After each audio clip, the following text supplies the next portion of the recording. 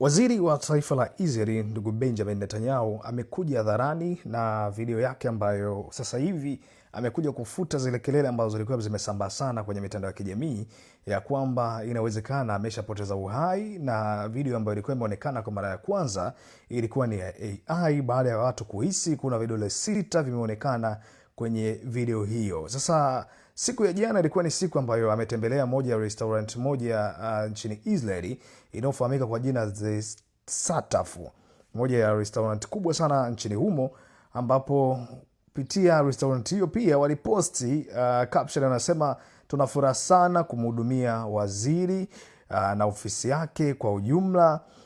Ni jambo jema sana kutembelea kwenye ofisi zetu. Hii imekuwa ni moja ya ofisi ambayo inafanya kazi kweli kweli ya kuuza mikate, mambo ya breakfast na vitu kama hivyo, mambo ya vitafunwa vyote vinapatikana kwenye restaurant hiyo inayokwenda kwa jina la The Sataf.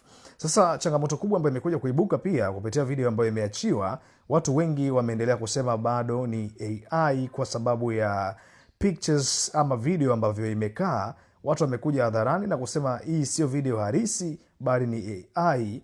Kwa hiyo Netanyahu sio mzima, jambo ambalo limeacha watu mdomo wazi wakaweza kutamani kuweza kufahamu kwa nini wanasema hivyo. Jambo kubwa ambalo limewaweka kwenye wakati mgumu ni baada ya kahawa ambayo alikuwa amepewa aweze kuitumia, ilikuwa imejaa sana, lakini cha ajabu baada ya kuweza kuiweka mdomoni bado haikupungua, na kuna muda wakati anarudisha kikombe ni kama ilikuwa inataka kumiminika hivi, inataka kudondoka, lakini haikuonekana imedondoka, haikuonekana imepungua hata kidogo. Na mwenye maelezo yake anasema nilikuwa wanasema na vidole 6, vidole vyangu ni hivi. Kaendelea kueleza kwamba yeye yupo hai, ndio kikubwa ambacho alikuwa anajaribu kufanya.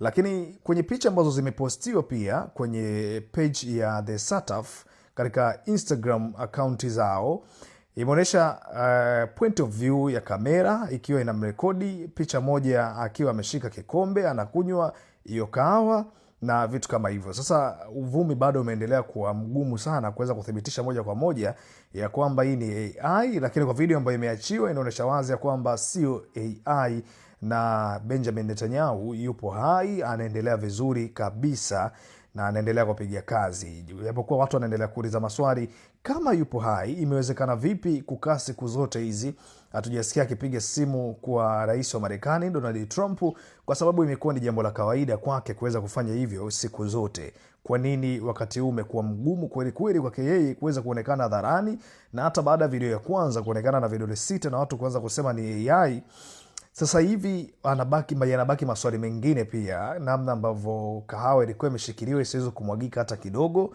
na namna ambavyo amekaa kimya muda ambao mashambulizi yamekuwa ni makubwa na majibizano kati yake na Lebanon, hata taifa la Iran, namna ambavyo wameendelea kushambuliana kila itwapo leo.